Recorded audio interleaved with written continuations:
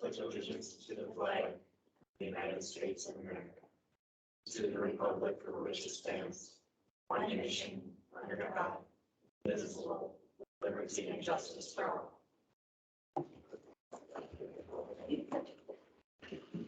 Did you try to send it to me?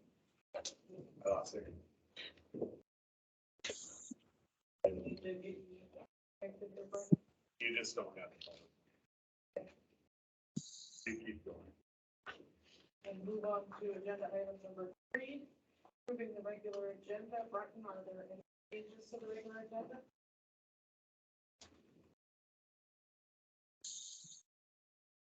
Motion? Regular agenda? I'll make that motion. I'll second. All in favor? Say aye. Aye. Aye. On item number 4, approve consent agenda. Any issues? Nope. I did not. No? I will make a motion to approve consent agenda. I'll second. All in favor? Aye. Aye. Carry. And we'll. Next. Correction. One correction, it's under 19.5, in regards to progressive estimate number 6, it would be correcting the motion, say deny progressive estimate number 6, and require written affidavits from subcontractors indicating that they have been paid for work on progressive estimates.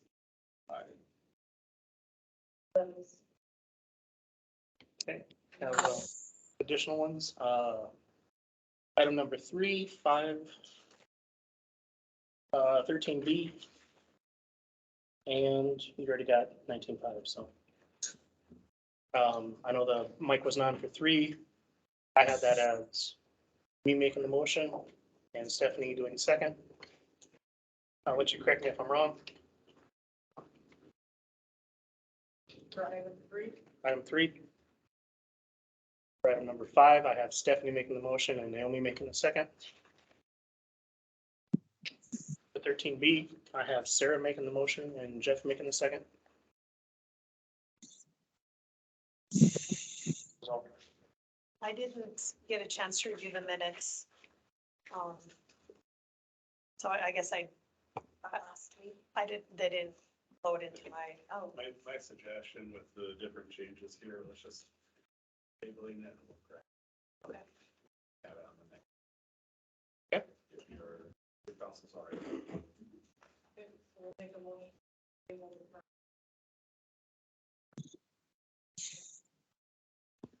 I'll second. Aye. Thank you. Okay, we'll move on to agenda item 6, public comment. Stand up, state your name. Tell us where you live. I'm Kara Scarple. I live at 299 Liberty Lane. My husband and we live right next to the railroad tracks that just got taken out. We've called the city times to come down that road. We have 4 small children that are constantly getting bused in that particular area. The city has told us that it's not their problem, it's the sheriff's department. So we have called the sheriff's department multiple times. They now have the speed box up there, which is helping, but we need help. I do not want my children to be the reason why we need to put a table or a speed bump there because my children got hit by a car speeding down. But we need something. Wall Avenue is really bad too, but Liberty Lane is less.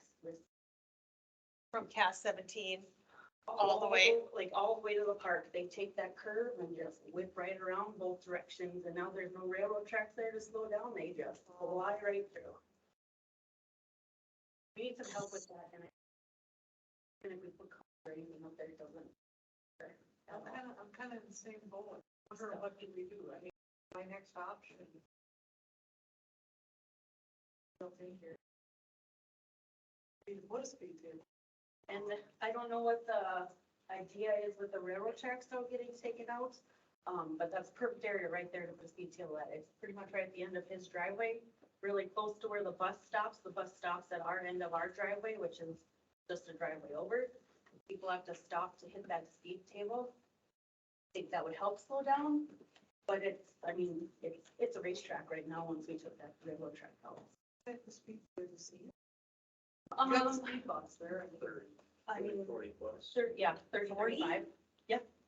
Really? And now with the speed, I mean, we clocked 30 going down with the speed box up there. We can't clock it going out. It doesn't clock going out. It just clocks coming in. So Yeah. once they get clocked, they slam on their brake. But yeah, we need some help. Appreciate you saying something. I don't want my child to be I don't want my child to be the one that says, crap, we need to do something because we just lost the kid on the Liberty Lane. Your driveway is right next to it, Corey? Correct, yep, yep. What is your name? 303.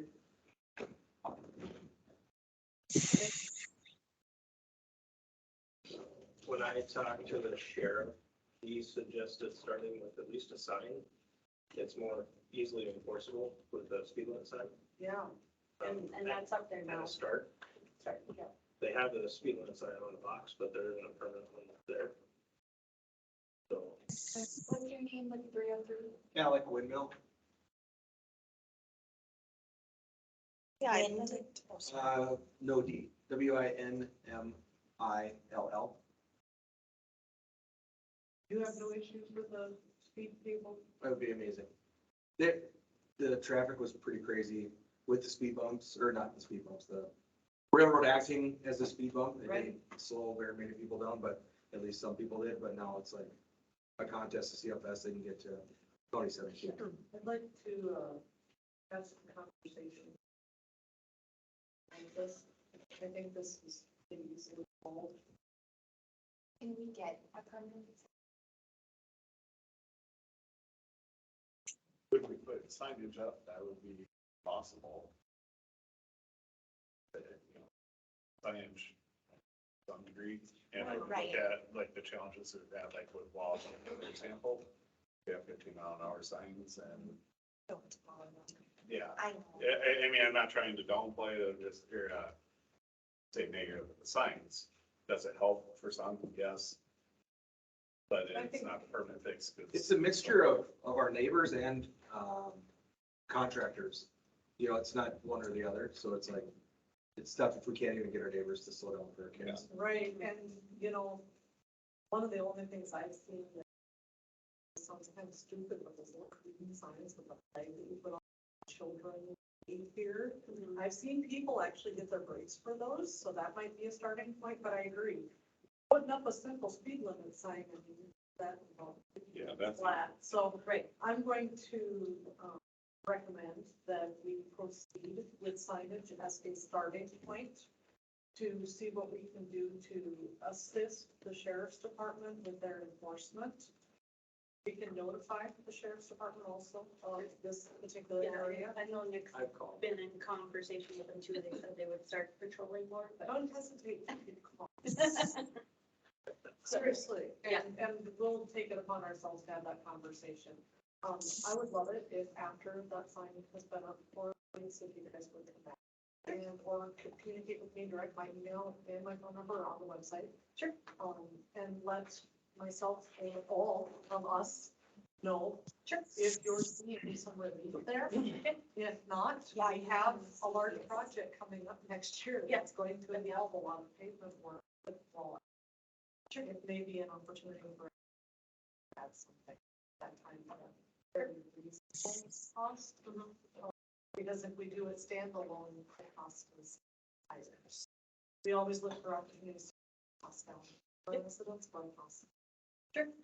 I'm so sorry that you're dealing with that. I will go down there myself, and I know everyone else on this council feels pretty strongly about the safety of our children. It's one of the things that I campaigned on, so, I will be driving down there over the next couple of days, and I'll spend some time watching that. Yeah, you're more than welcome to sit in our driveway. And see. Thank you for bringing it to our attention. Yeah. Thanks very much. Thanks for listening. Thank you. Madam Chair, you have the motion to add appropriate signage. I do, I will make the motion to add the appropriate speed limit signage at or around 303 Liberty Lane. I will second.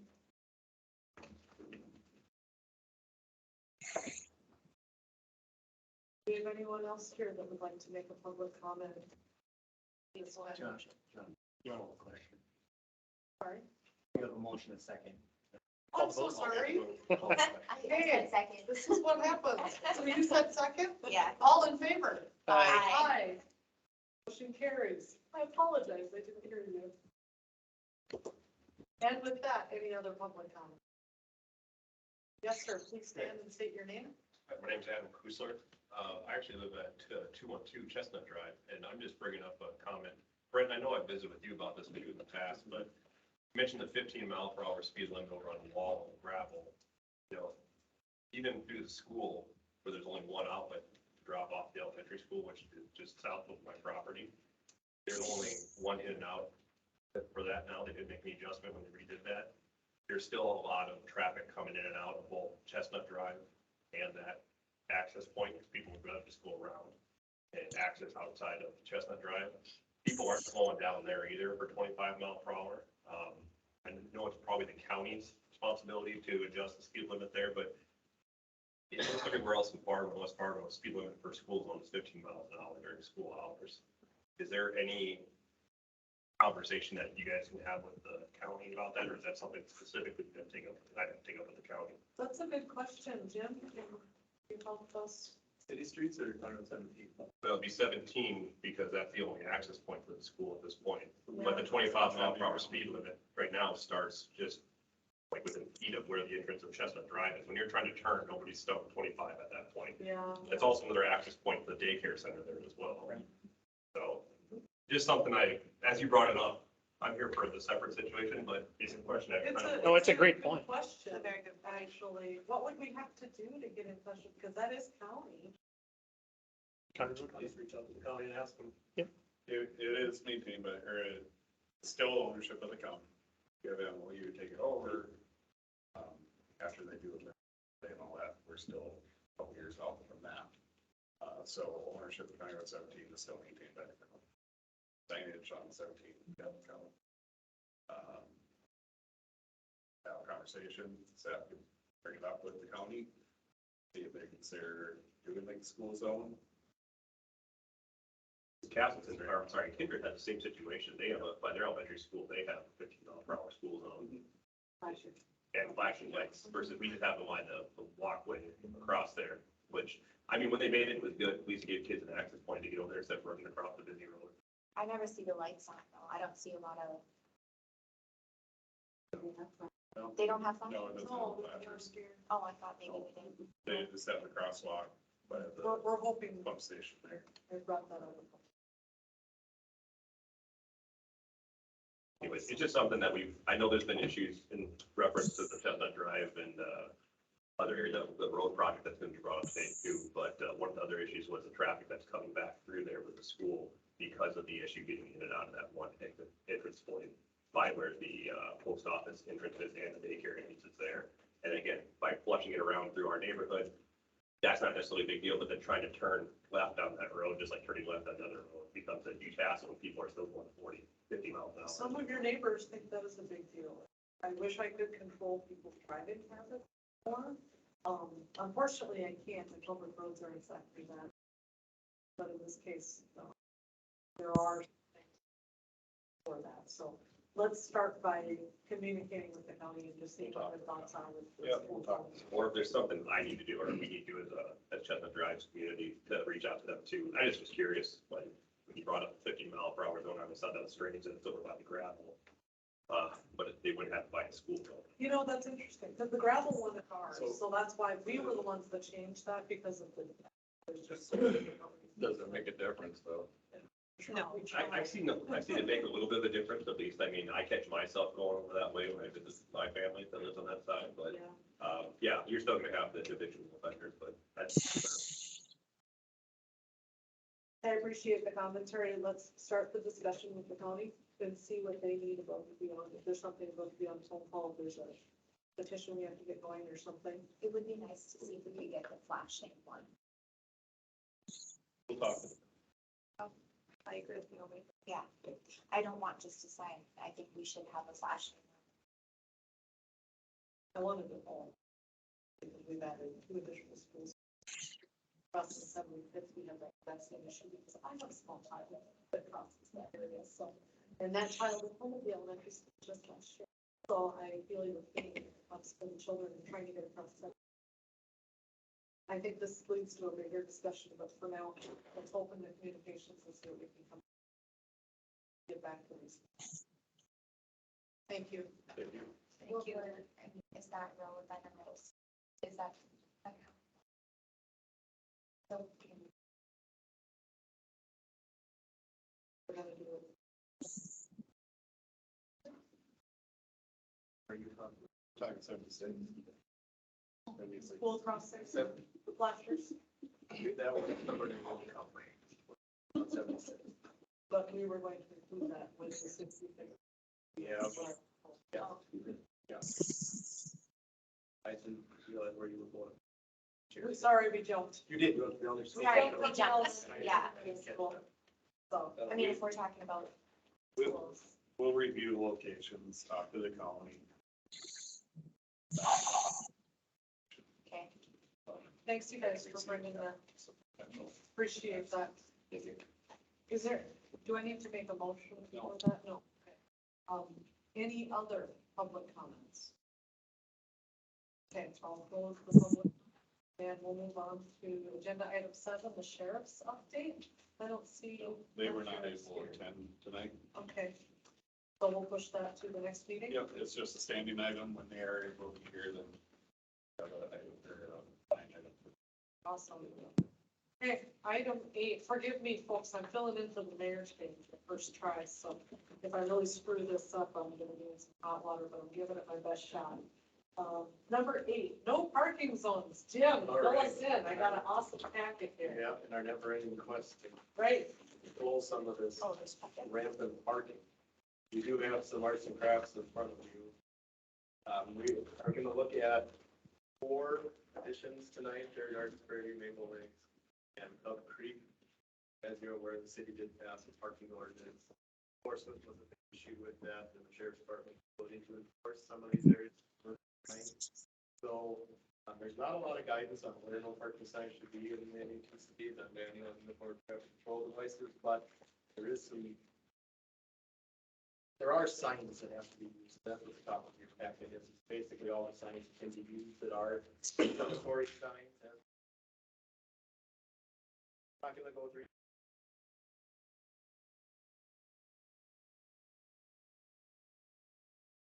So the way that I went through, and Brett and I discussed this afternoon, was basically to see where would parking fit, or where would parking, it's 40, 50-foot lots, it's different. That way each lots is not park the car. So the first one we have is Prairie View. On Prairie View, we've got the half street going to the east where there's no driveways coming off of that, so you can have parking on there, and then the inner loop of Prairie View would be another place where allow parking. Obviously, we'll be able to park for driveways, but these do have the end cap parkland pieces on them where there are no driveways coming off of that, and there will be potentially people wanting to use those parks and park. Right now, it's just green space and a couple of shelters and some other things out there, but just congregate. No plans for anything more than that. That's the lot, the lots delineated by item 12. That's 12. Lot Okay. 12 is it's owned by the park district. So, as you can see in Prairie View, the streets are very narrow, 27 feet of travel way, so isn't really conducive to parking on both sides. So you need 8 feet for a minimum parking lane, unless you got pickup is even more than that, here sticking out. So, allowing parking on one side, I think is probably the best bet, not allowing it on the other. So, the entrances are 16 feet, so obviously if you want entrances, not room to park your own cars there. So, any comments on that? I really don't know how to do that. That's for you guys other than No, kind of our stab at it. I would be highly opposed to parking on both sides, but I believe that parking on one side is reasonable, given the location and the fact that you don't have driveways. I do agree with park access, you're gonna have people, green space, they wanna go have lunch there, they wanna enjoy a picnic with their family, they should be able to access that without having to walk across the development, so that does make sense to me for this one. What do the rest of you guys think? Timeline on this, you gonna be able to get this done before winter? I don't know where the signs are at, if Public Works is ordering yet, or if they got anything, but as with everything else, signs are a little bit of a lead item on that. We haven't even got into addressing parking for snow removal yet. That's I was something we just gonna talked ask, about. is there like a difference? So right now, I think the snow removal policy is basically no parking at night on City Street. Pretty much no parking at night when you get 2 inches or more of snowfall. Pretty much, or it is? In the text of the snowfall, see, I believe it's at 2 inches. Generally, we're out plowing before 2 inches, so like in the snow policy, you'll say, we'll plow, 2 inches of snow. We're out there before, or we try to. So there is no parking on city streets in the event of, in a snow event. Well, currently, it's no parking. We have signs on north end, south end, town saying no parking. I think City Street at all, to update our parking ordinance and towards signage of these areas. We'll have to come back identifying snow zones. So we have the policy that identifies if you get X amount of snowfall, then no parking in the streets. This would address just the no parking in general. We'll come back and identify the snow routes. So this, we're just talking to this parking zones right now. Okay. What determines the width of the roads in these developments? 27? So Feet. the land use ordinance identifies that kind of loose in the previous edition of the ordinance, but in the upcoming one, was proposed to address it a little more strictly graphically. So this is something that I think that both Brent and I think is gonna come up again, street widths, just because some of these are pretty narrow. Yeah. But it tends to be a standard to the metro area of the residential street, that 29-foot range, just partially due to cost. Is that, like, just for instance, in some of the other new developments, what are the street widths off the top of your 29. Okay, 30. but I mean, yeah, I mean, if we're thinking about it, this creates a lot of issue. Plus, you also mentioned the lots are so small. I mean, this just really seems like a difficult situation to It me. is, and I don't know that we should probably not allow this going forward, narrower streets. don't you think? So there's been a lot of discussions in the past about driveway locations, driveway size. So Yeah, originally, the driveway size was maximum 30 feet. The R6 started coming in. R6 is now maximum driveway width of half, of 24 feet, basically half of the lot. We can't get that 30, otherwise we've got driveway, or very little green space. or we could just, Or 50% of the So lot. if they have a 40 lot, 6, then or we could just do bigger lots. I mean, it seems very congested, and then when we have the narrow road here too, I don't know what this looks like in the winter, but I Narrower. can't imagine it's great. that's why we're going through what can you do, street width size, street widths there. Where does it make sense? Have no parking. One side, both sides. Do you allow parking on both sides, one side? Especially during construction, I mean, because they're working on homes all winter long. It's absolutely a nightmare in any of these construction zones trying to get a It vehicle is. through. And actually, when I was riding in the plow, it got really tricky because a lot of the construction companies are taking up a lot of space on either side of the road, which makes it very difficult to get the plow through. Yeah, they'll dump materials on, Yeah. just empty lots and stuff like that that are sticking halfway out in the road. And I mean, I know Adam smashed into some, roof trusses out in Maple Lakes, but it's not his fault. You can't see them. That's why we're trying to identify the for tonight. These areas that we bring back. These standards component, that's something that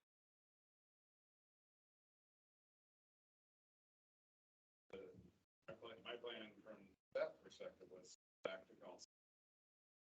Standards after we have our.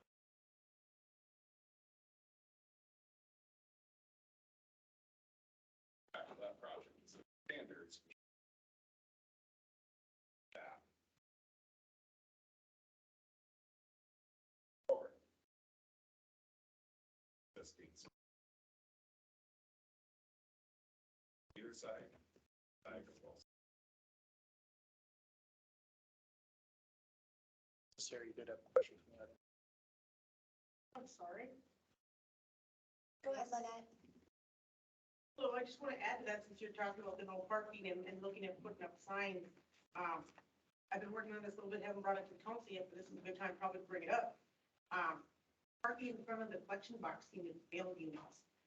They're having a lot of issues with that. I know the postmaster and I were talking about that a bit. The gas that just passed, they have no parking in front of the collection box units too. We're looking at getting their works to show that to you. That would be one of the things that we kind of like, Horace also to maybe look at, so that people aren't walking off when we kind of look at them.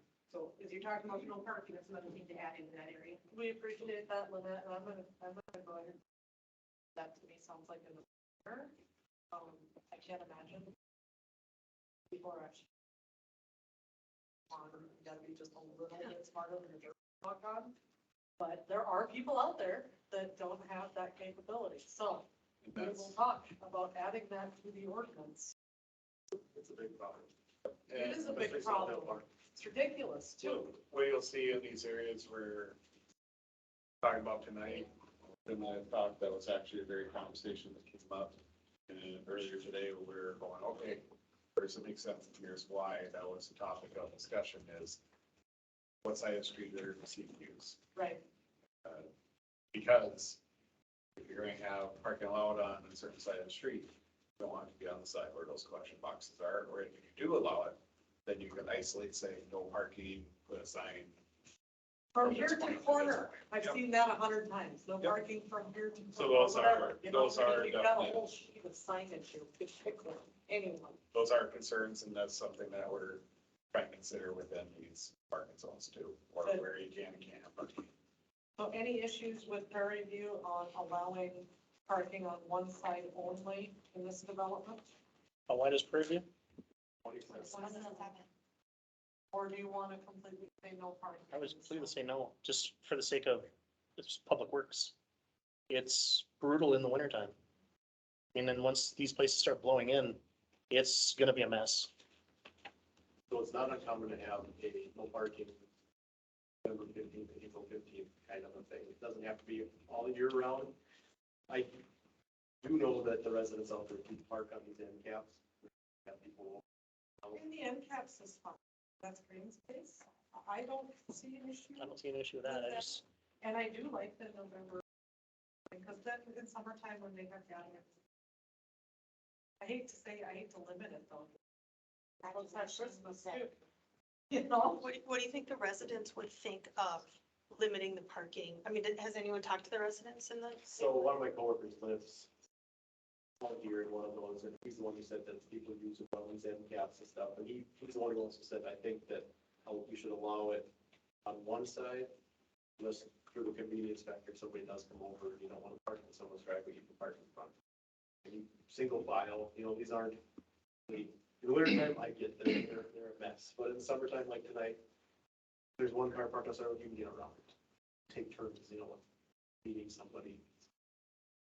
Be courteous, but winter time is. I think that telling people where they can and can't park is sometimes a little bit contentious, but at the same time, we have an enforcement issue that's spurring all this. Well, I sure in the winter would hate for us to have an accident with the plow. I mean, we've had accidents with the plow. Not with the car, but, you know, I don't, I'm open either way, and I don't like these narrow roads, and I don't. But this was already in place previously, we understand that. In this case, I could go either way. I'd rather see no parking at all in the wintertime. Summertime, different story, like Jim said, wintertime, none at all. Maybe the end caps if that's what you want, but I kind of know what Adam's going through. I mean, you drive down those streets sometimes just to look around and it is literally one lane. This is gonna be difficult too, because a lot width and whatnot. Everybody here's part of the difficult they have in a heavy snow event, where you can't see around the corners, can't see cars coming. I tend to agree with that, because I really like the option of no parking. But I also would like to give these residents an opportunity to enjoy their property, their friends on an SUV. Stephanie, what do you think? I think I agree with Jeff's comments about maybe no parking and maybe one-sided parking other time of the year. Yeah, I mean, because I'm sure the fire department probably has some heartache too, if they had to go on a call. So how do we want to handle this? Do we have to make a motion for each development separately? We have developments that vary. If there's a set plan, you just approve the plan for all of them if there's changes, individual. Developments. We're gonna do individual. Okay. That's pretty much. So I guess in this case, correct me if I'm wrong, I'm looking for a motion to allow that as shown with parking on the side only, except for winter driving. Winter parking, not allowing parking from the 15th to April 5th. Yeah. I'll make that motion. I'll second. All in favor for Prairie View? Aye. Okay, so it's Said, move on. November 16th to April. That's a standard. First is Jeff, second Sarah, or Stephanie. Correct. That's correct. Okay, the next one we'll do Fair Gardens. Fair Gardens Fair next. Gardens will be the next one. We're kind of the same concept. This is the east of Prairie View District. Prairie Avenue, where there are no driveways that come out to the road, would be parking on both sides, and then otherwise be parking on the east side. That area where I have oranges and not allow parking along there. Same thing as the east side. Inside, the streets are a little bit wider over there. But 36 feet. yeah, they're quite a bit wider. There's some spots that are, there's a little note 25. That's 25 and west 28, yep. Is that with parking? with parking. That's like basically. Yes. Okay. Can we limit that to one side in that section? Huh? Doesn't matter to me. I think we should. Disagree? Robert? Just so that you don't have the potential for head-on there. Everything else looks good. Do we have any need restriction here? We'll see if you do it. Citywide, All of them? Just do it on all. Thank you. Yeah, that would be easy. If you're going to do the in one neighborhood, you should try to do it all. General. Can't park. And this little area here where it shows the mailbox. I'll make sure that that has signage. Yes. Good. Okay, Which side did you say on Prairie? we'll maintain the uniformity where there's no parking on the north and then the south side.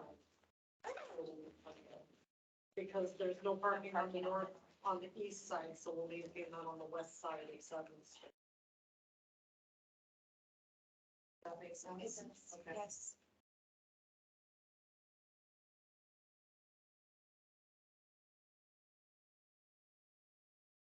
So I'll be looking for a motion separate on Terra Gardens to accept this plat with the change on West Prairie Avenue, that the north is no parking.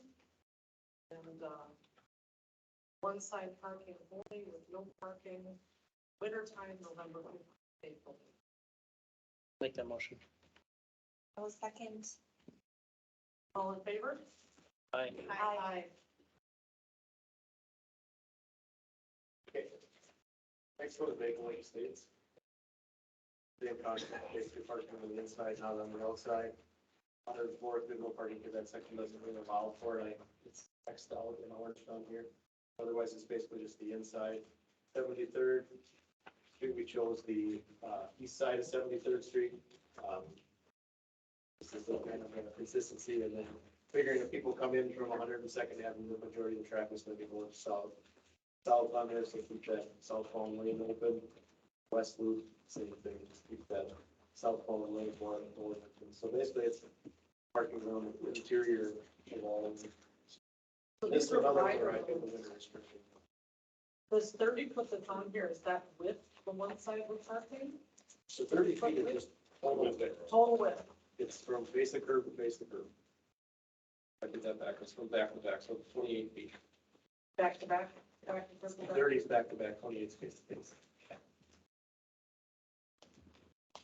So this one I would recommend winter restriction. I'll definitely recommend winter restrictions. I'd recommend, yeah, no parking at all in wintertime.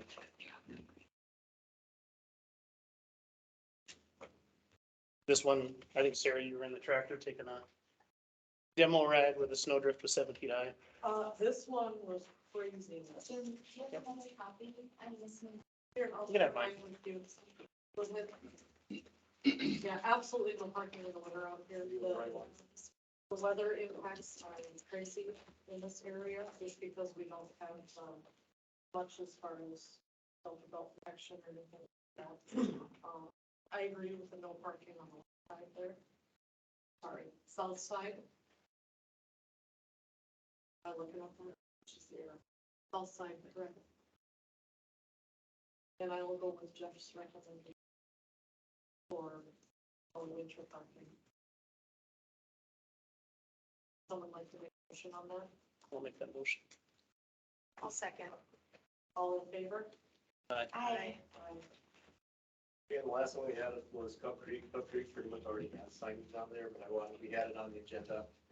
I wanted to show you kind of how this one is going to work out. So B, as highlighted in orange, is that no parking sign. The P with flash through it. You can see where then I think it's that's at on Cup Creek Way, 78, 79, Kodiak, Cup Creek Way on the south side. We're putting no parking in all of the yellow here. That's No, sorry, the yellow is where you can park. where you can park. Yep. The I other was just gonna side, say, I ran that this morning and literally everybody's parking on both And sides. this one's already Can't get signed. through. Yeah, this So- one is signed. What I failed to tell you is that when these new subdivisions come through, we're signing them right out of the sheet. Like Lost River Center. We're everywhere. And this is a bad one. It's parking. I have it on my notes. And this is where, It's bad. this is where they block the CPUs quite a bit too, by the postmaster. So this one, you don't have to make any type of action on other than maybe add the winter restriction. I think it probably makes sense to be in here. Yeah. Because there is the no parking, but we can add the winter restriction on this one if you so choose. This is one that after they get done enforcing the speed over there on Liberty Lane, I'd like to see them come over here and enforce this parking. That's some discussion we're gonna have. Okay, so we don't need to make a motion. Unless you want to We add- do. I'll add the winter restriction, so I'm gonna make a motion to add the winter restrictions to Cup Creek. I'll second that. Can I second that? Yes. Okay. Vote on it, Sarah. Sorry. All in favor, say aye. Aye. Aye. Losing my mind. I just had another thought, which is, have we addressed the part?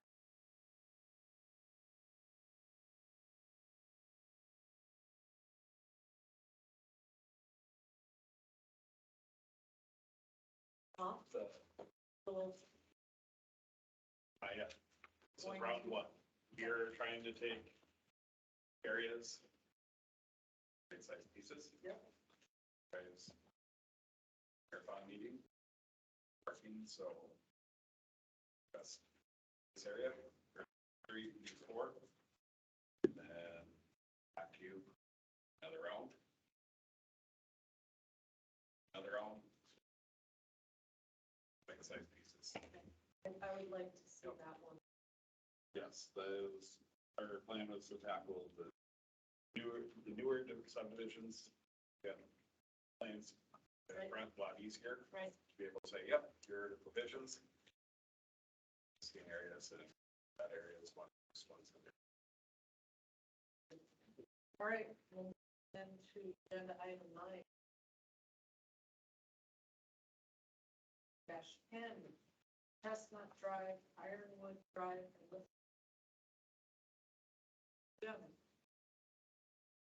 And so, this was presented to you at the last meeting, which tabled to sending out, this is the special assessment space in amount. Fresh remembering the bid opening for the project was Thursday, September 1st, 2022. City received bids from one bidder, Border States Paving, and the bid was $1,400.70. Engineer's estimate of $1,197.03.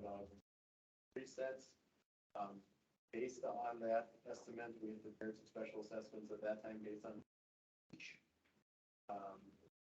And we discussed the city contribution. City contribution was decided to be 25% at that time.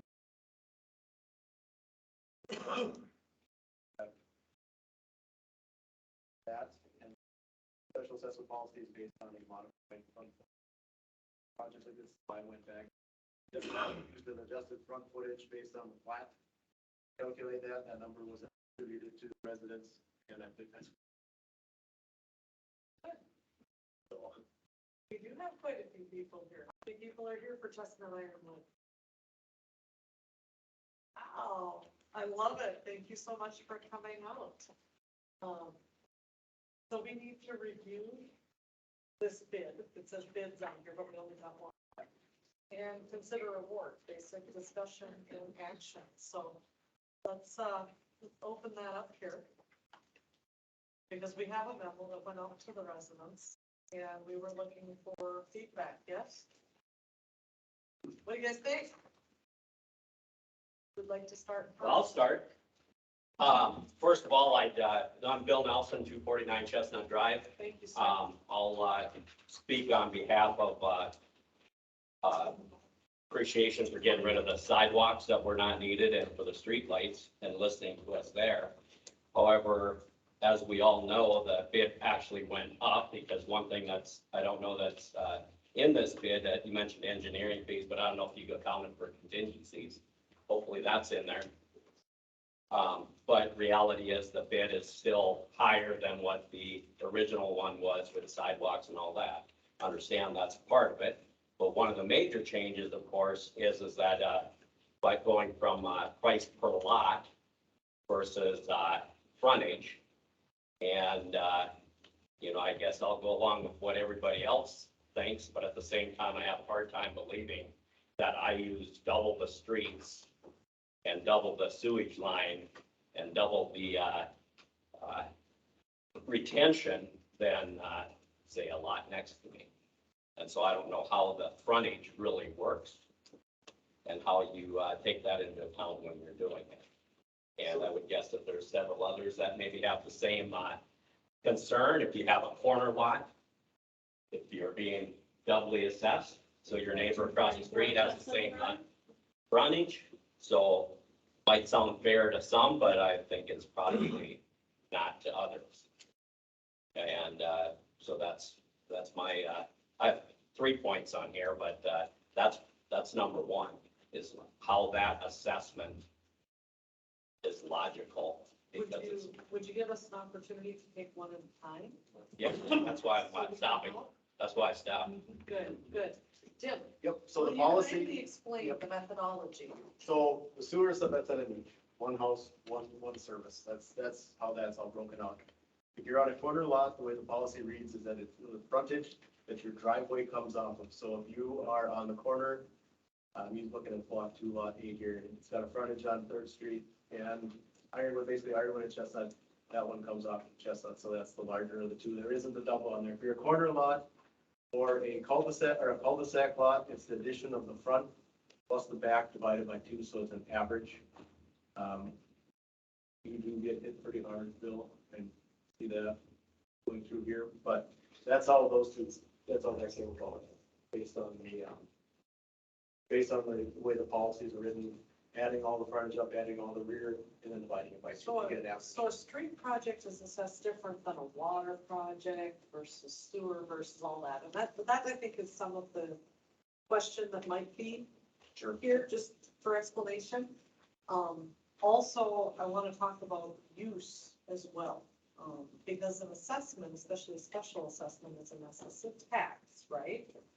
So I want to make sure that we're being very clear about how people are being assessed. So like a cul-de-sac lot, Brenton, if you could pull up that lower Yeah. right-hand corner. I'm trying to get the project area here. Internet is slow. You can still see the cul-de-sac lot down on the corner, or you could, a minute, where the back lot line is significantly longer than the front lot line. And so in this case, correct me if I'm wrong, Jim, my understanding is the front lot footage, where a cul-de-sac is like half of what a normal lot would be, the front and the back divided by two, to try to make it fair. So if it's a square lot, it's 132 by So whatever. a square it's lot would be 132. equal, roughly, pretty close, right? But cul-de-sac's gonna be very narrow and very large. And I think that was the methodology and thought process. Not saying it's right, wrong, or indifferent. I'm saying it is what our policy is. Yes, sir. So I have a comment on this, and this isn't actually why I specifically came here tonight, but I found out some information when I first arrived. So if you use my lot, for example, I'm on the wrong side of a curve, I'm on the wide side. So my lot is not that much smaller in the front than Derek, what's your address again? 121, than several neighbors, but my back lot line is over 2 times longer than my neighbors. And if you compare lot sizes, I'm equal to, or sometimes, in some cases, less than some of my neighbors, but I'm being assessed 50% more, a lot more, like $5,000 more. So I don't know if that calculation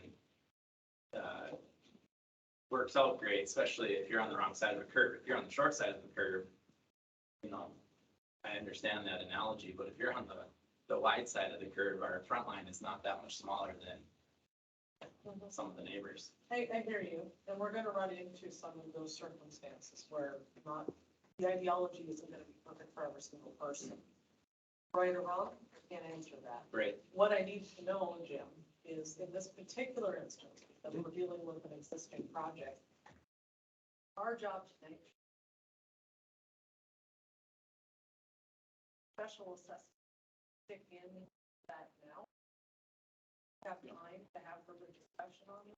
This is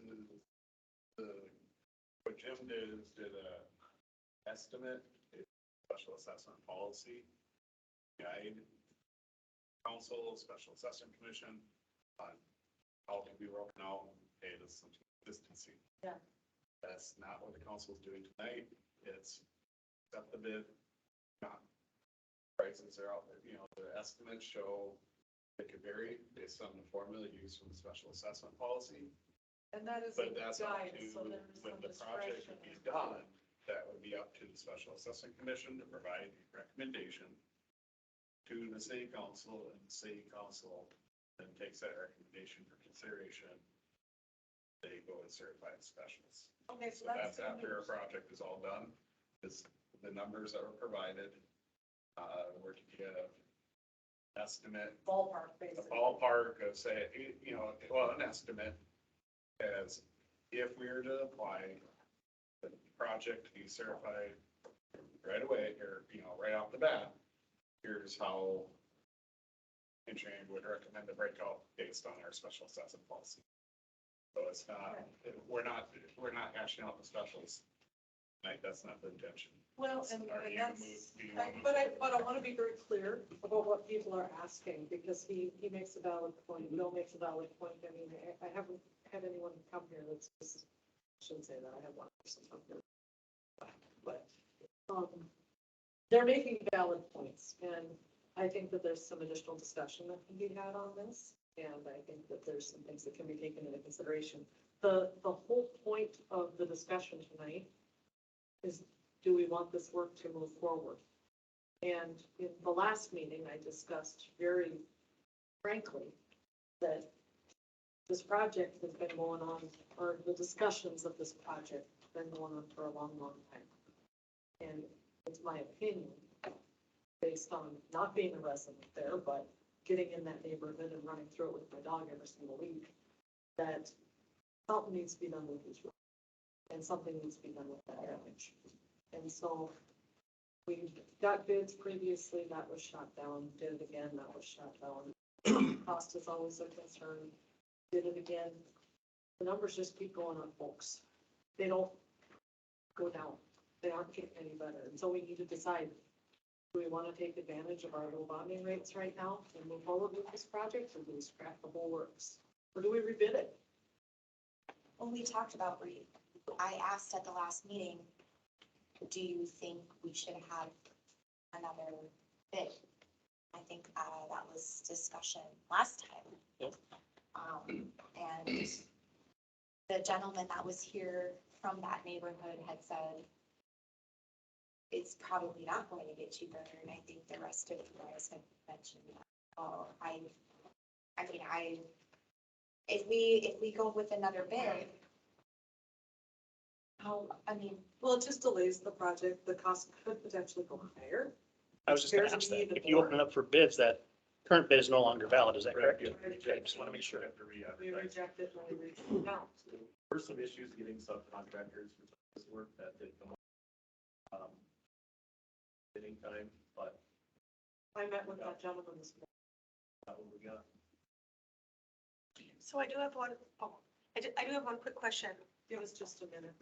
Do we have ability, or are there any roadways where we're using the each methodology? I mean, are we restricted? Are we restricted in using the each methodology for roadway upgrades? Everybody came in and said we want to do it based on each. We haven't done any- And why did we decide to do the equivalent unit? Why did we? Yeah, I'm just Well, curious. the policy kind of needs. It's the, made it's in that our way. policy. But we do have option to do each Our if we policy chose to. Yeah. guideline. Okay. We can make changes to that, I and think this so. may be one of those special circumstances where we do.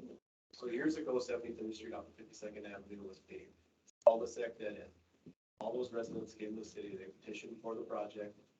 They bid it, constructed it, came time for special assessments. The lot sizes do vary. They just said, we prefer to be equal, everybody gets the same. The way it was assessed. Can be done. I think That's the that, way it was proposed to us this summer. Which, That was the initial? Yes. It was. Oh, I proposed didn't to know that It was was changed. proposed Yeah. to us. It was, I can't speak for Chestnut, but for Ironwood, it was Oh. 13,800 per household. right, and I And, think at that time, And each household has similar lots. yeah, and I think at that time, though, the assessment policy was Wasn't not in place. fully in place either. However, the special assessment committee has the ability to kind of move things the way that they would You bet. necessary. You can go to that committee and you can say, we've talked with our neighbors and we all want to be for each.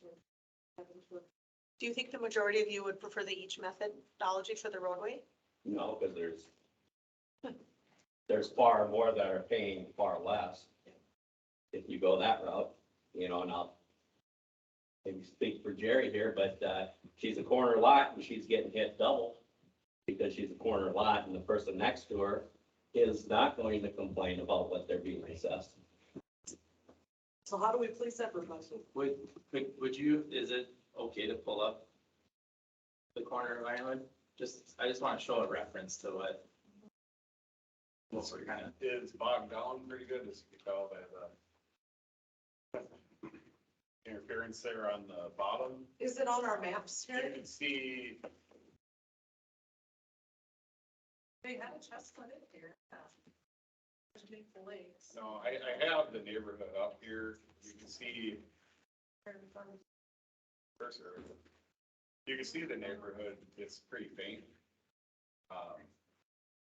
Well, the comment I'll make on it is, just going back to, Do you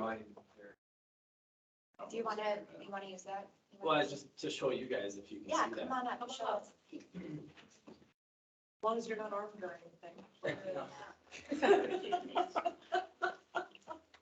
So when it was first proposed, it was 13,800 per household. Where are we at here? Wait, I'm not.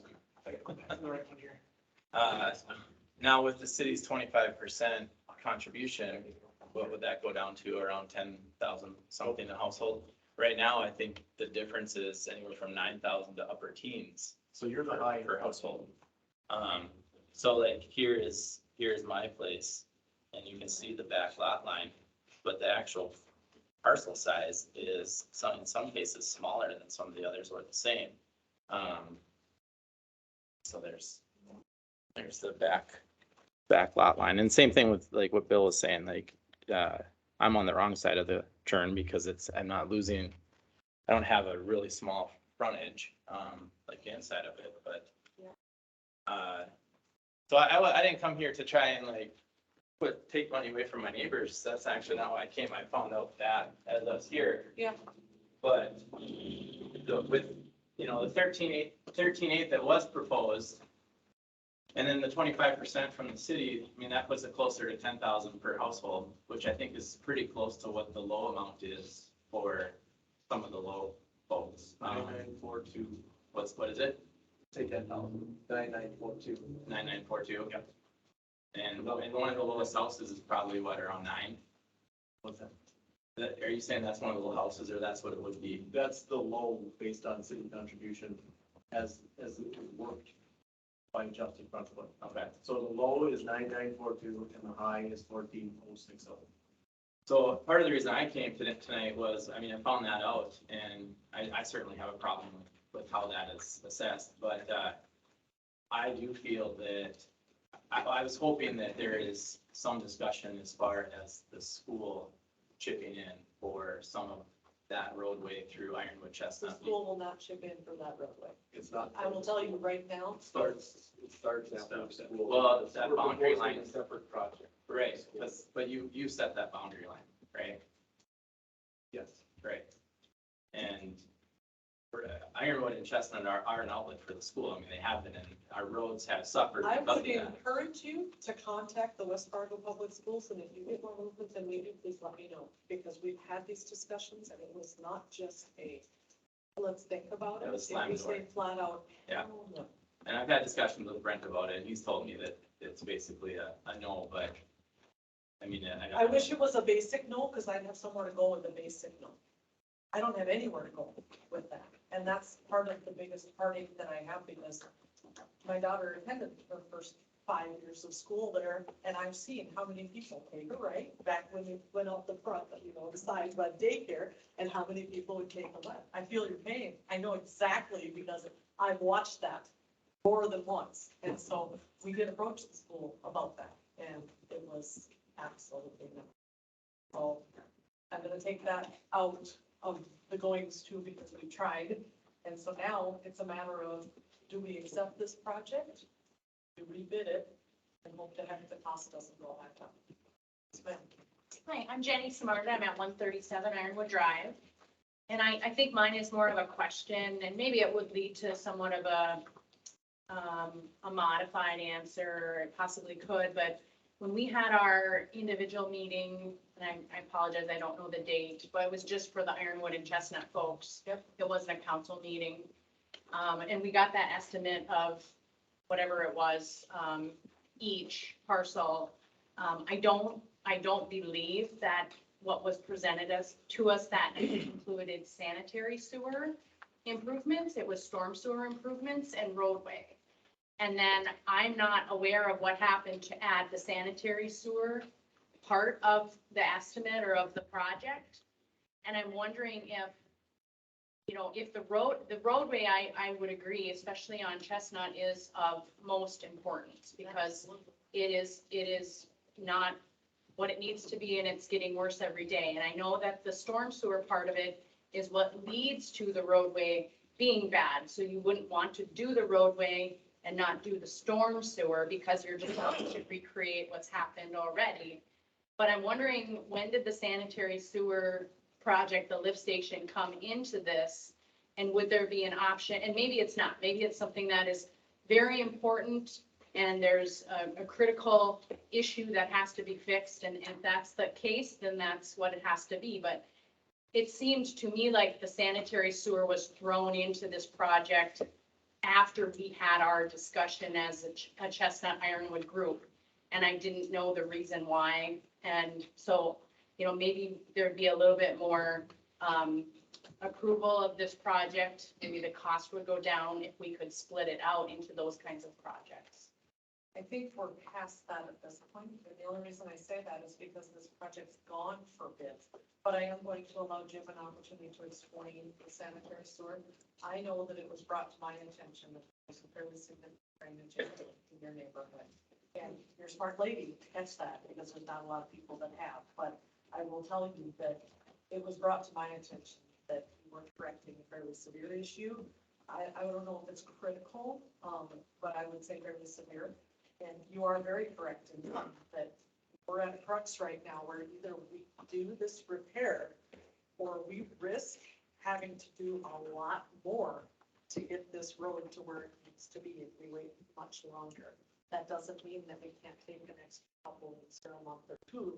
I'm saying we don't want to wait very much more than one more freeze thaw cycle maximum, or this is really going to get to a situation where there's going to be some things. I'm not the engineer, but I can tell you the discussions that I've been bringing. Jim, do you want to discuss about the sanitary So sewer? sanitary sewer, lift station number 4, gets inundated frequently. And I'm assuming that you have noticed the pump over there discharging sewage out onto the street as an unpermitted discharge due to the amount of groundwater and infiltration inflow getting into the system. So 4 pumps to 3, or 4 pumps to 2, pumps to 1, pumps to 3. And when 4 gets inundated, it inundates 2, which inundates 1.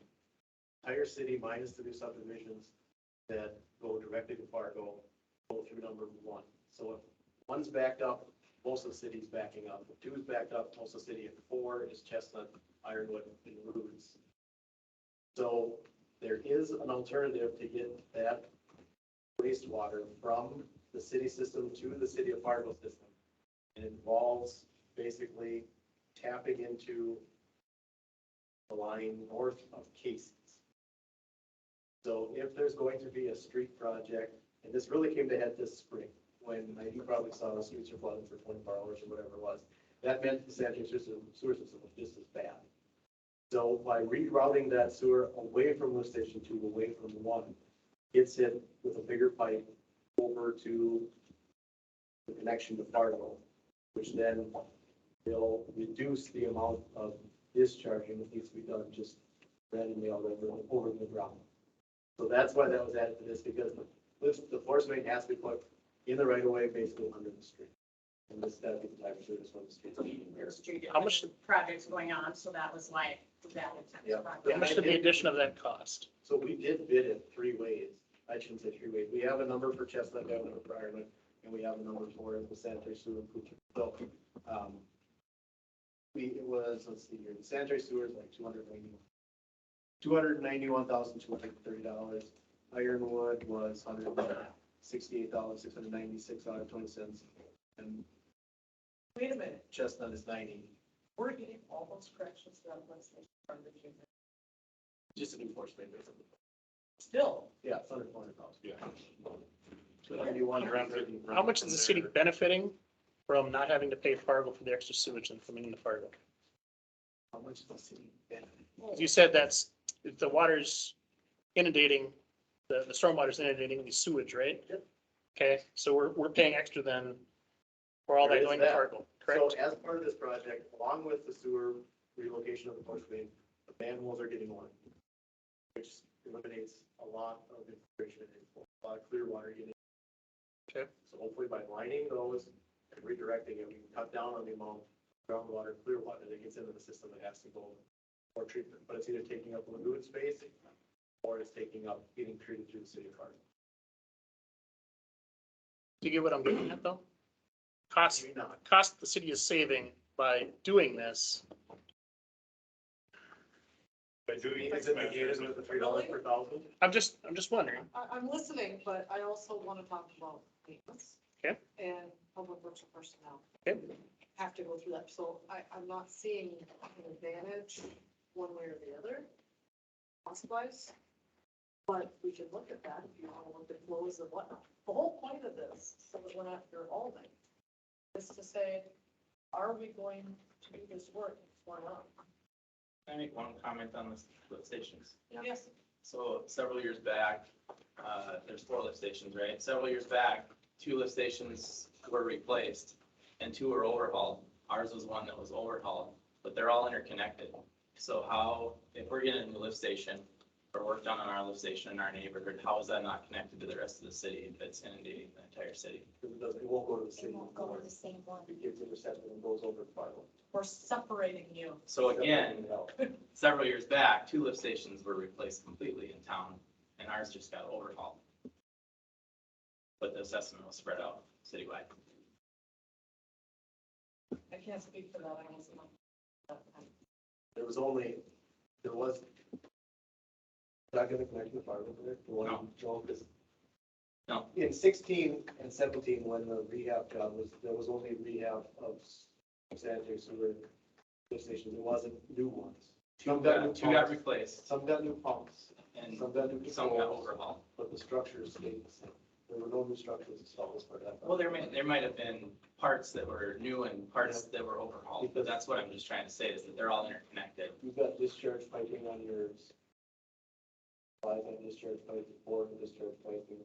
And Chris just made the comment too, 2 that they're, pumps. before he left, he asked about the lift stations, that they're all interconnected, so. I mean, we're feeling a lot of burden is what I'm saying. Right, In our neighborhoods. but the city also recognizes that, and we've gone above and beyond to say that we are going to make a contribution to alleviate that burden. And it is very uncommon for a situation such as this, where this has been open for as long as it has, and it's been declined by residents. We're to the point now, the city's gonna have to step in and say, we gotta take a vote and decide either yes, we're gonna do it, or no, we're not, and then it's gonna cost more. And I'm getting concerned about that. Well, this bid, I mean, were we hoping to start in spring? This is a They bid for said next that spring, if there's potentially get something worked on this fall. so there was Depending on hope. Schedule, but it wouldn't be anything significant, I don't think. The completion date is in July. Okay. But we want to get it out on the board. And if I could just clarify to one thing that Sarah said, with our city contribution of 25% to assist with this project, my understanding was that was not a really necessarily a special circumstance, but that we as a city are working towards making these commitments to No. upgrading infrastructure in the city. No, that is a special circumstance. Well, what are we We're not gonna be contributing 25% to every single project. You won't have a city. What's the parameters? What's the parameters of deciding contribution then? don't I know. thought the Right city now, would- I thought the city, This is something that we have to be educated on. I'm not saying we're not gonna do this. I'm just saying, what are the parameters and what are we gonna look at going forward? I thought the city's perspective was we were trying to work towards doing contributions to infrastructure that is gonna be improved going forward. I mean, it's what people pay taxes for. Right, but does the city of Fargo contribute to every They single do. project? I think they do for improvements to infrastructure, don't they? I think they do. For infrastructure, they do. Not For every for streets, they do. Am I It's not correct?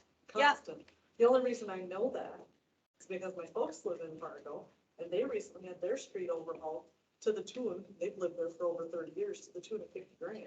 I don't know if they necessarily set it out, but I do believe that the cities do that. And I'm not saying we shouldn't do that. I'm saying, we need to be careful then. We don't have parameters. In general, the larger projects, it's starting in the 20% threshold. Talking like collector roads. Big projects, that's a very Typically, different the bigger story than what projects we're doing is- here. This one, anyways, been an ongoing challenge many years. Press, it was city, from my perspective, this is my perspective. Staff has seen that this has been a project that is just for the 5-6 years. And to help the project happen, city contributed that 25%. And also, like I said, a good sized project, especially for a neighbor. So that was logic, at least from the staff perspective, why the contribution towards it. Now, council decides project if there would be contribution or not. I feel like we had a lot of discussion on contributing to this neighborhood. We did. Um, I'm not saying I don't want to. yeah, I'm saying I'm worried going forward. I guess maybe I was misunderstanding the philosophies behind what we were doing. Well, it should speak volumes that the citizens of this town are continuously shooting it down. I mean, that right there should rate up red flags for you right there. I mean, there's Well, obviously something. in but there. Not how do necessarily. we, I mean, we have to have, I understand that, maintenance. but it's gotta be something in there. Otherwise, it wouldn't be continuously shot down. I don't know. I don't live in that particular area, so I don't know all the details to it. But just from an outsider looking in, if it's been shot down that many times, something needs to be looked at. There's I obviously mean, something. nobody wants to pay for. Nobody. Well, nobody wants to pay for For- anything, Adam, obviously, but I mean, Adam, it's, what do you it's have the to say? nature of it. But I mean, something's, No, I something's I'm wrong just somewhere. gonna say something and speak out loud here, but we're circling around this thing. And I don't know how I might not look like I know what I'm doing, but, and I'm no engineer and I'm no, specialist, but I do know that when you circle around and don't attack a subject and figure out a solution and you just keep going around, you're not gonna get anywhere. And you can snarl at me if you want, but I'm just gonna say, Snarling. you're here, you have to, give me a look. No, Okay. no. I know, but anyway, so your question is, do we want it? We were here. We went through the decision process. Neighborhood majority, I still think it needs to be done. We know it needs to be done. Sanitary sewer is a mess, whether that was there or not. Do it right. But you really opened up a can of worms when you proposed one thing, and now here comes some new numbers. Whether you look at it again or not, but you opened up a can of worms because it's there, the bids are higher. If I The can big- say something. The big issue that people have, and the burr, whether we're talking about who pays for what sanitary sewer or what, is still the amount of assessments that we've kicked in for other developments. And now when our development needs it, we put the whole bill, and I get it, the city's contributing 25%, but that's still a burr that held up this project before, but yet we pay for other streets and whatever it is that goes on. And so to answer your question on whether you bid it or not, I think the majority of the residents want it. Now it's up to you to figure out what the right way to do it is and propose that to the residents. That's fair, and I don't think there's anything unreasonable. Nobody here is upset. No, not at all. Forgive me if I started that tone. If that's the case, I want to make sure that everybody here understands that's not the situation at all. We're normal people just like you, trying to make the tough decisions. And we're asking you for feedback on what you want to do. And we're getting a lot of blowback on special assessments that haven't been determined fully yet. We gave you just an estimate. I will tell you that we are going through some difficult times because the numbers that were proposed to you in a meeting that happened previously are different than the way it was figured today. And I think we can look at that when the time comes for the Special Assessment Commission. We got some folks here on that commission that are paying attention to what you're saying. So we can talk about those recommendations. I think we can work through that. We just need to know, do you want to move forward with the work? And if we guarantee that we're going to look at this some more and see what we can do to make things as fair as possible as everybody in agreement. Right, I think the topic kind of got off track a little bit because we're just here to talk about the bid, but it started talking about assessments and, I mean, we're not even at that point yet. And I think that when you guys got the letter, it was just us trying to give you a ballpark idea. It wasn't set in stone, if that makes sense. Like, I mean, the special assessment committee is gonna be meeting, and I highly recommend that you guys go to those meetings and visit with them, as well. But I just wanna say, like, I don't like it when these meetings get heated. Like, I really don't, if we're gonna have like public comment, I wanna keep it as like nice as possible, so. I'll say too, I was actually in favor of doing the improved streets. I just wanted to look at different ways to fund it, and I appreciate even the 25% option. But when things changed, when we got this letter this weekend, and we went from looking at everyone was assessed the same to now there's variance, and it's, you know, for some it's really expensive, but for everyone it's expensive, but for some it's $10,000 plus more maybe than the neighbor. So that's where things started to change. And I'll go along with that because, correct me if I'm wrong, Jim, but I'm in favor of the project going forward because that's what people want. Proposal is that I'm double my neighbor. That's what people want and that's what you decide. Fine, I'll sell the Buick and pay my specials. But at the same time, just, you gotta look at it, and that's what I'm asking. So don't get me wrong, I'm not here to say I'm not being treated fairly. I'm saying you need to really look at it because it's not right for me.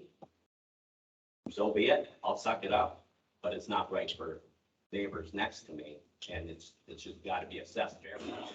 They use the street as much or more than I do. I agree. I can't say that I know what the right answer is for that today. Go ahead. I just want to make a comment, trying to understand a little bit what you said here. So the biggest concern is we're a little concerned of how everything's being assessed. And that can be changed, right?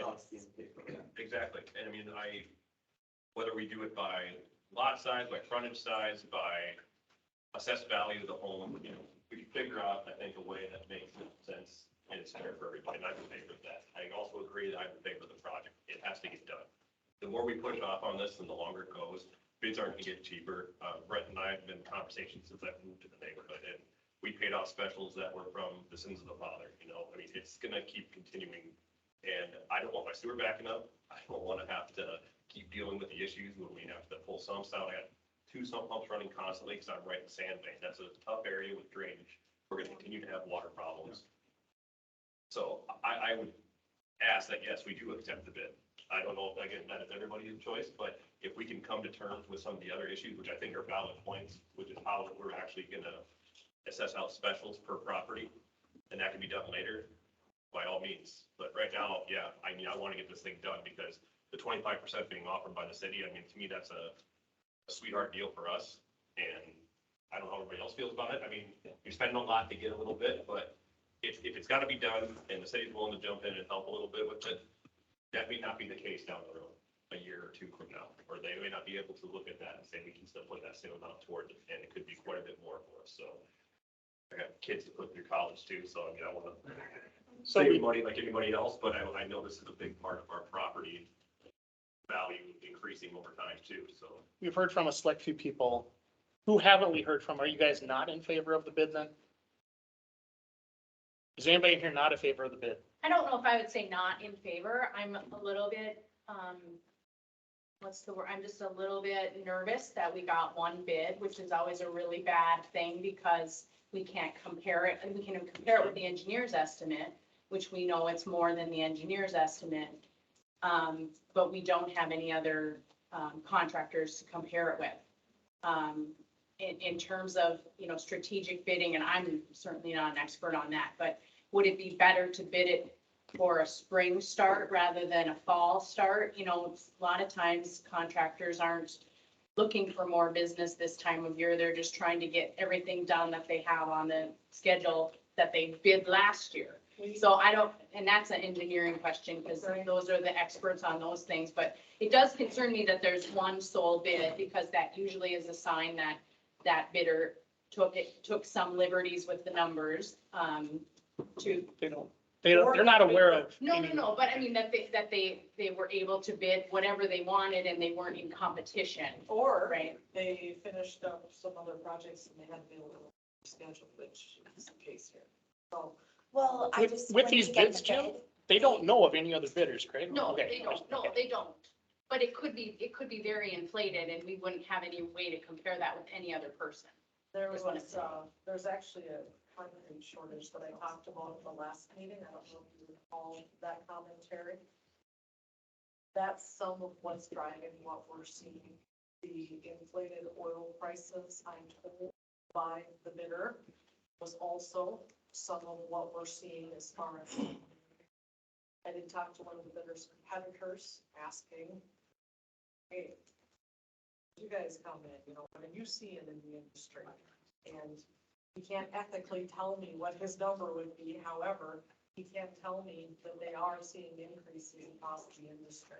And that's why the numbers are where the numbers are. So, I whether can this attest to is- that bidding is double what my grandmother just got. I helped her get a bid on some asphalt, and it's double what it was last year, Yeah, right now. And that's part of the struggle we're seeing as a city, and then trying to get people to do the work with a shortage because they don't know if they can get a good product. And let's add labor in there because now we have a diversion down here that is federally funded and they're paying Davis-Bacon wages. And so good, competent help that normally would work non-union, non-federal, whatever you want to call it, is going to work Davis-Bacon wages for double the money and twice the hours. So we're struggling a little bit as a city to be able to fulfill these things, and it's only going to get worse. and then Brent, I do have a question. Did the residents see the breakdown of the bid? In the letters that were just provided, No, like, so they can't go on our website and see what I see with this breakdown of, I don't believe it. okay. Can we still hold it up? I just wanted to show you too, when it comes to the bid, we can actually see a breakdown of every single item. Every single line item. Takes a minute. Yeah, we saw that on the engineer report. Okay. It's not engineer estimate Yeah. there, it shows them on that. Is there a reason why it's not posted for public view for the meeting, or? So if it is a chance of it being rejected, Oh. like the one competition has for pricing. So They would have the pricing. Because then they would have the bid pricing in advance. and So it since makes this for an was unfair debated advantage. and tabled, that's the, Got it. because when you get the red, it's only red as the low amount. It's not the individual prices. White Spear 240 Chestnut, can you communicate the scope of work that you did bid though? Because really, we've seen nothing since last spring Sorry. to what got changed. No offense, Thank you. I just get heated, so. It's been alluded to a couple times that things switched a little bit, that all of a sudden the sanitary sewer got on and Street that's, lights were removed, sidewalk was removed except for the entrance in off of Right. the sidewalk, off of the shared use path into Chestnut. And then the force main from the existing lift station 4 over to north of Casey's was added. That's the Okay. scope of the project. I mean, but that's not been published or whatever, I guess. Aside from, we did talk about sanitary sewer stuff, but not in as much depth as maybe we should have in the past. But we did take the feedback of the sidewalks and the lights and that. Yeah, and that, again, as Bill mentioned, that was much appreciated. We started out great and then it just seemed like we drifted into not so transparent anymore to what we're doing, what we're bidding. Why is it the same cost now when we took the sidewalks and streetlights out?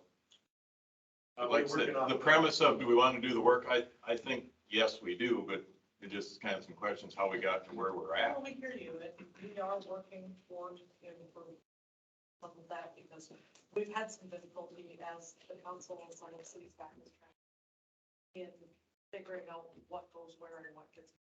Like Jim said, there are some things changed for good reasons. Right. And I know people want to see that, but I will. I am allowing this commentary quite a bit to expand just because we want your feedback and we take this very, very seriously. Previous councils discussion, feedback, and strongly about sending out letters, making sure you guys are notified, allowing you the time to ask your questions and get them answered. If we have answers, I can't answer every question here today. That's why we Sorry. elected you guys. We're trying. Not for every question, but that's why you guys are up here. That's what we're trying. You're working to with do. us. We're so. trying, and unfortunately, we can't control what the costs went up, and I'm really sick about that, because had this gone through previously, you would have got sidewalks and streetlights that you didn't want for the same price, you know? But here we are, and we just need to make the decision, so we are hearing you. I think we can all say we are hearing you. Absolutely. About the fact that we need to take another look at this regarding the assessments, have some discussions on that. We are also hearing that you want to do the going forward now. We have a recommendation in terms of the bid itself.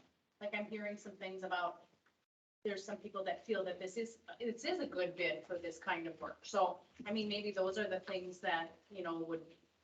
Well, I think at the last meeting, I had concerns just like you with having one bid. Yeah. And then, of course, with the prices skyrocketing, and like Derek mentioned, I mean, he tried to help his mom get a bid and it was double the cost. And so what the council was afraid of at that last meeting was, if we stop and start over, you guys have the potential to actually pay more than what this bid is. And if you guys want to try that, I mean, There's a chance they could pay less. there's a chance, I mean, We but don't there's, know. That's why I'm wondering in terms of somebody that has Yeah. experience with this kind of work. We're Does just it looking, seem like it we're reflects? looking at the trends. Yeah. And the trends aren't going downward spiral. They're trending this way. Now, that doesn't mean that we don't revisit it. Somebody comes in and says, I want that project, right? And they nail it. But how many times have we bid this one, Jim? Well, this is actually the first time, but we finally came together First on a four project we could bid. bid, right? And then we We've had been working on this estimates since for some 2017. stuff.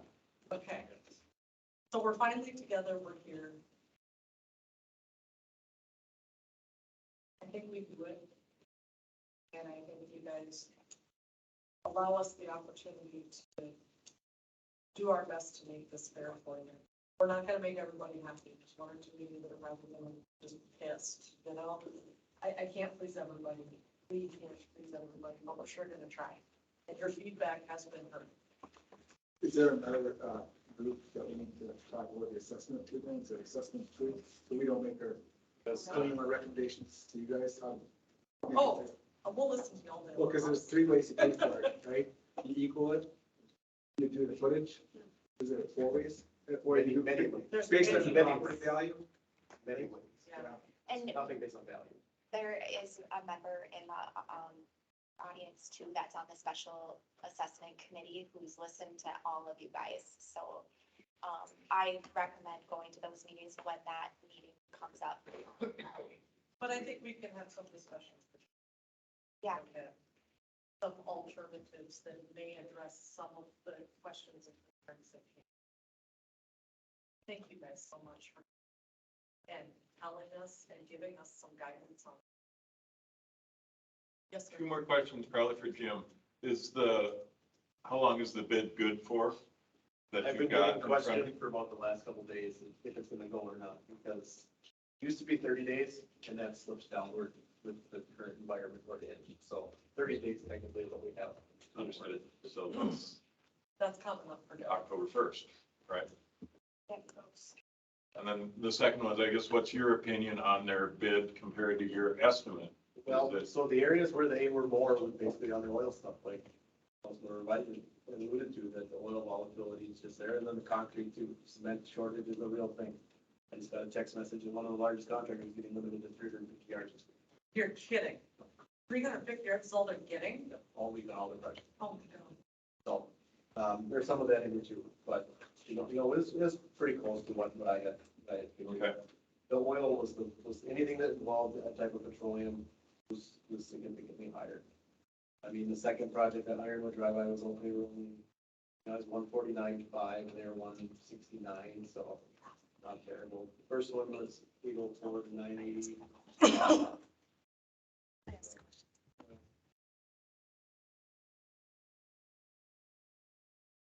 don't think it's too long. Fair enough, thank you. So with that being said, would anyone like to make a motion? Would you like me to make a motion? With, performance fee #10 awarding the bid to the Center Border Company. If not, I'll make that motion. I'll make the motion.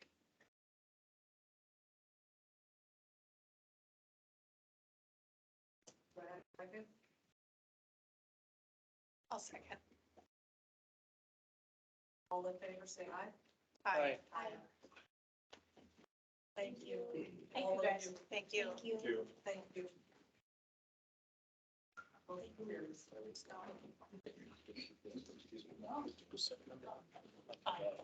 I second. All right, let's move into agenda item number 10, water. Do you guys want to move up?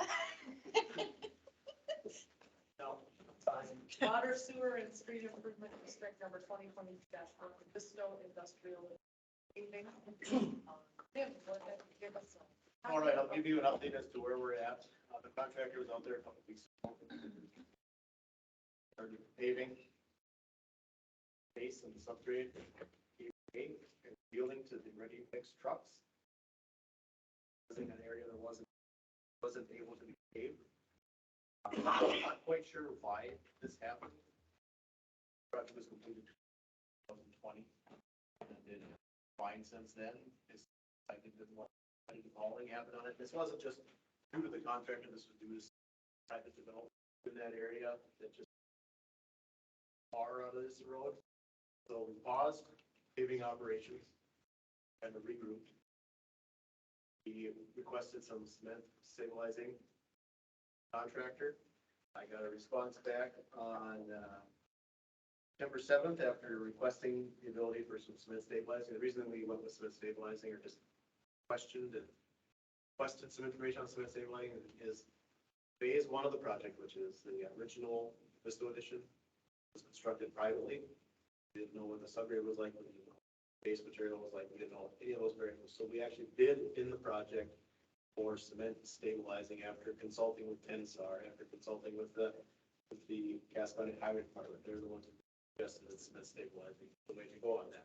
So we put a request in just to see if the availability of cement to potentially stabilize more of that project, if not all of it. And we got Coast Materials cannot allocate the estimated tons of cement to stabilize the remainder of the roadway. They do have enough to supply the big quantity of 270 ton that has been allocated to this project. And then talk about All States Reclamation. So All States Reclamation is the one who does the soil stabilizing. They're out on site last week, Monday, and they have made the comment that they might be able to find cement. Where are they gonna get it from? Just wait. So now we were informed by All States I wanna know. Reclamation that they are unable to find cement, as requested on site Monday morning. So since they couldn't find any more cement, we requested pricing online. And we have involved the geotechnical engineers here. They've been involved in this since the day that the issue started showing up out on the project.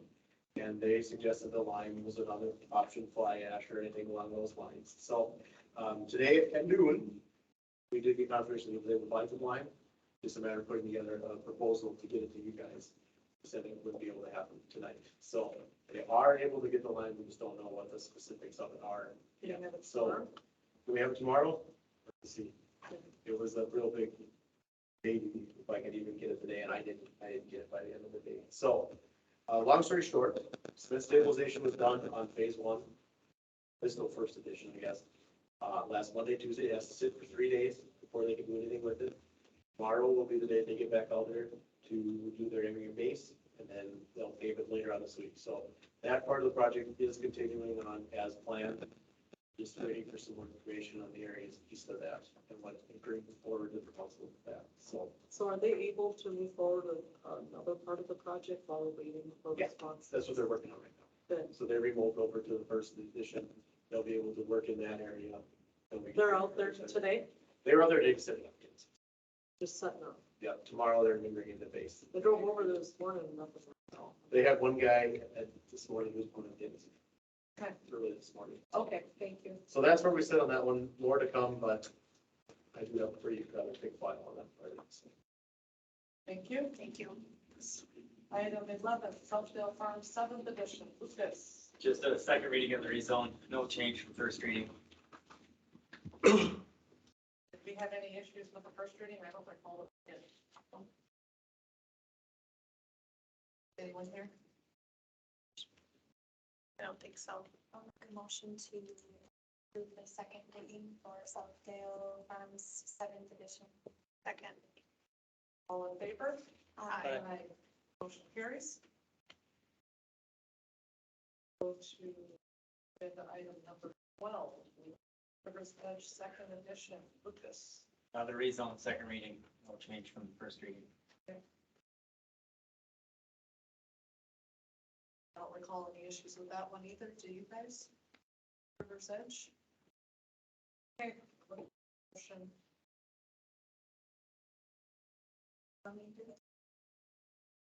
Make that motion to approve River's Edge, 2nd edition, 2nd reading.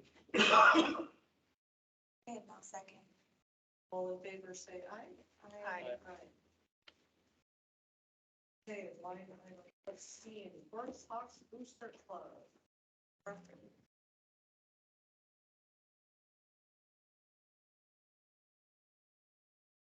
Hope this works.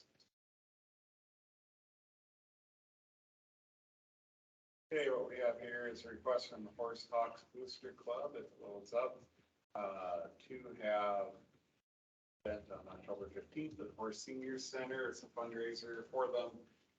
They're requesting a special event permit to be able to dispense or serve beer and liquor.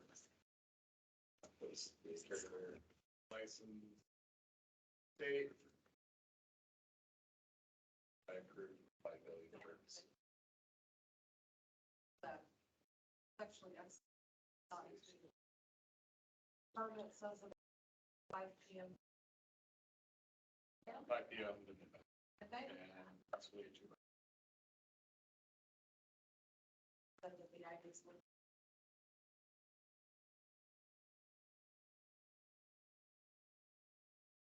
I have no issue with it. I mean, security is not our concern, it's the venues, so. Right.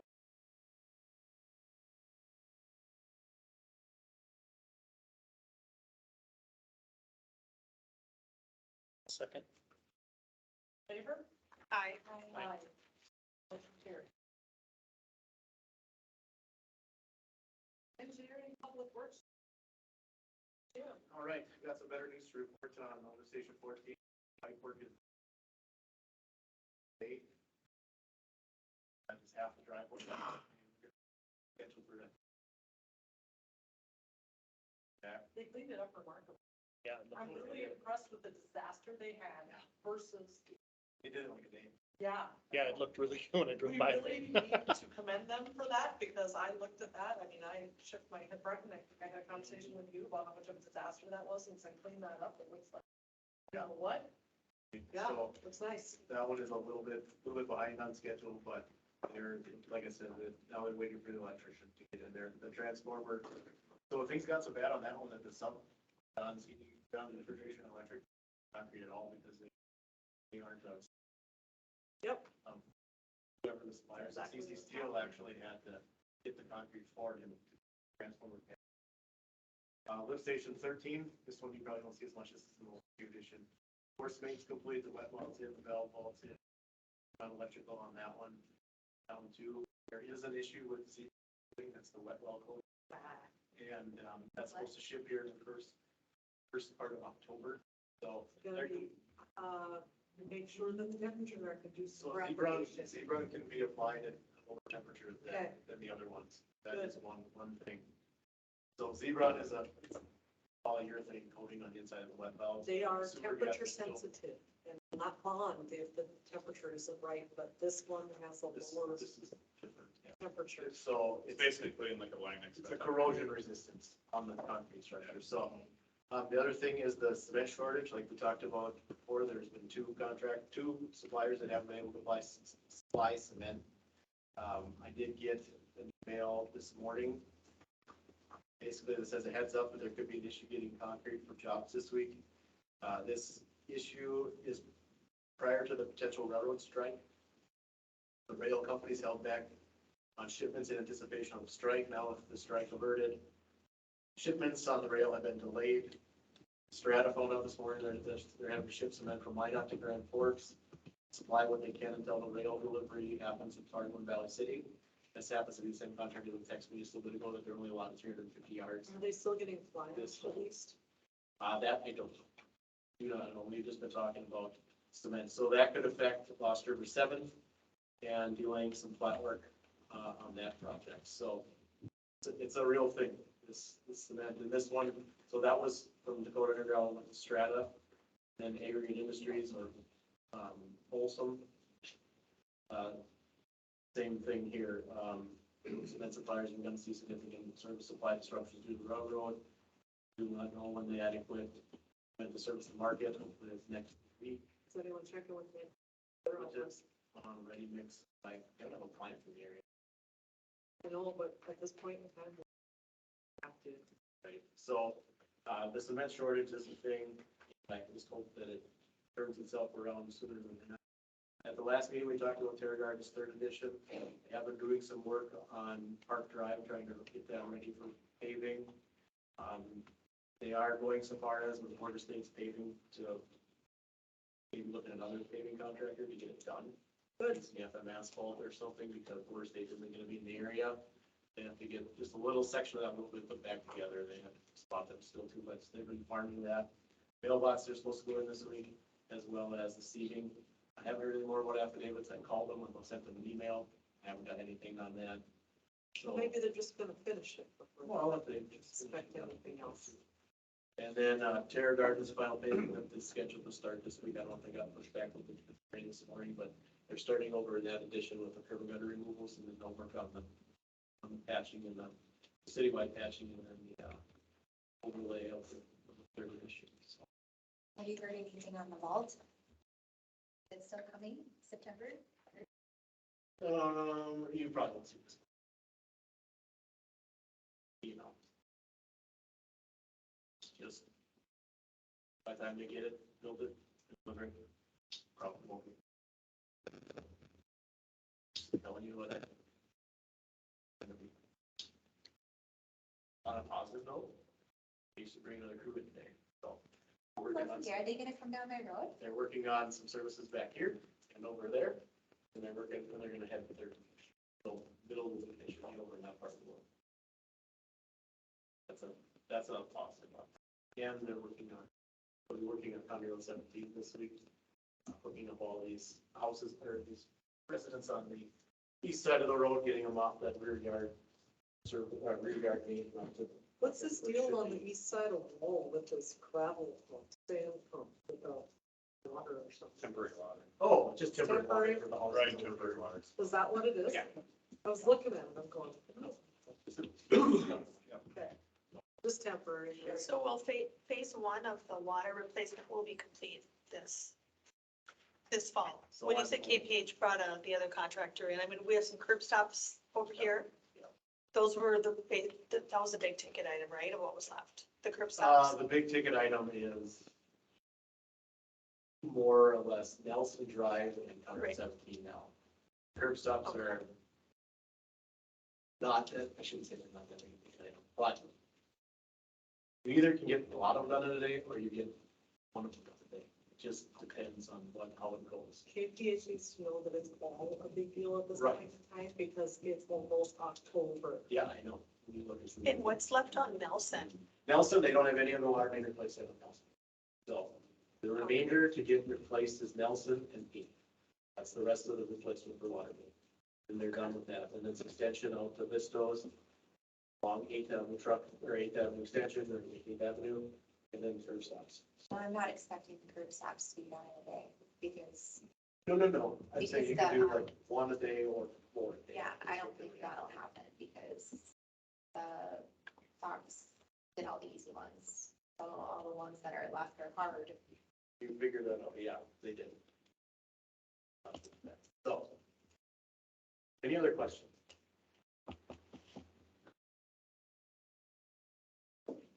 I guess I'll hold my tears back. This time. Okay, thank you, Jim. Brenton, city administrator report, please. I'll keep mine fairly short. Just a reminder, League of Cities Conference, towards the end of this week, Thursday through Saturday. And we got a fireside market on Friday from 3 to 8 last week. We have vendors, we ended up having hot dogs and chips, hot water for Cokes. How was that? I didn't get to Sponsored by attend. Cass County Electric. They helped with sponsorship of this and help us make it happen. I think overall vendors were pretty happy, at least the feedback. I'm talking to Sally, the vendors were like farmer market type items. We did have a food truck come, but they were only able to be here for just a short period of time. We had a turnout, we had folks attend. We have some things that we've learned, okay, we could adjust or do tweaks different. But like I said, overall, the vendors seem to be happy with the sales. Good. We had times where I would say there's probably 30 people or so, at least from what I can tell. I don't know if Stephanie or Sally saw different or more or less, but we had ups and downs of time wise, but during peak times, I'd say probably 30, a little bit more at any given time. That's good to see people coming. Good deal. That's all I have. Okay, portfolio reports.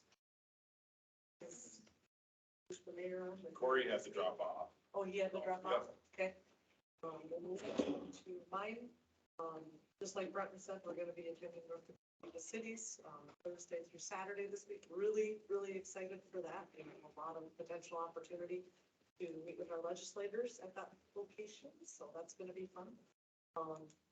We also have a special meeting for budget, which is also going to be good because we have a lot coming up. My portfolio is infrastructure. You can tell that I'm just beating my head against the wall with energy shortages and everything else, but we're doing our very best to try to get through what we can and staying on top of it, which is the biggest thing right now, making sure that we're holding people accountable. They say they can do being reasonable where we need to be reasonable and making sure that they are performing where they. So that's all I have today. Fall is coming, so Naomi. We don't clap for fall. I love fall. Yeah. I ran in the rain today. I took my city duties so Well, seriously. I'm not ready for the 80 degrees weather to go away, so. I don't know of anything. I've just been going to the planning and zoning meetings. How's that going? It's going Good. Yeah, Jace is really helpful, so. Are we having a Halloween this year? I believe they are planning on it. That would be. That was a question that came up, so Yes. I will ask the appropriate person now that you're on planning and zoning, but I know you helped me so much last year with that, so Yeah, that was good. She was I mean, I can still volunteer for that. I'd be happy to be there, so. cool. Awesome. Yeah, and I want to give a shout out of thanks to Sally and a lot of the city employees for helping us at the Fireside Farmers Market. I thought it was pretty well attended, and I think everyone had a good time. We've been having a few Horace 150th meetings. We had a good meeting for the Thursday group. It's kind of broken up between Thursday, Friday, Saturday, and then Sunday. So we're going to continue to work towards those planning meetings. Obviously are important to start sooner rather than later. So we're working on that. And I'm also attending the North Dakota League Conference this Thursday, Friday, Saturday as well. Excellent. All right. I'm going to be attending the same conference As far as my portfolio, I believe we have some interviews set up. I just haven't seen an invite yet. Probably be doing next week. Got it. All right. So we're gonna be moving that to next week. Other than that, we had a couple of meetings for MetroCog. Just discuss some of the upcoming projects for the next year. And more so the conversion of moving to a larger organization, resetting some of the I'm trying to think, it's not ordinances, but some of the bylaws for MetroCog, bringing in the North Dakota Department of Transportation and also the Minnesota Department of Transportation as non-voting members. So other than that, that was it. What time of the day are these? One is at noon and one is at 4. And usually it's on Monday and a Friday. Say, out of turn, but Sally, do we have a date for the Halloween event? Yes, it's the last Friday. Okay. in October, I was just curious, okay, So the 28th. okay. Is the dance pros dancing? We have to now get a hold of them this week. So, because I haven't heard anything from them, but we've been focused on Fireside too, so Yeah. I'll give them email this week. And I would like to give a shout out specifically to Brenda too. Sally and Brenda really, really worked hard at the Fireside event, so they did a great job. Thank you, guys. And thank you, guys. Ready to adjourn, who would like to make the motion? Go ahead, Naomi. I'll make a motion to adjourn. Second. All right, thank you all. Oh my gosh, you didn't come. Shut down the mic. Yes.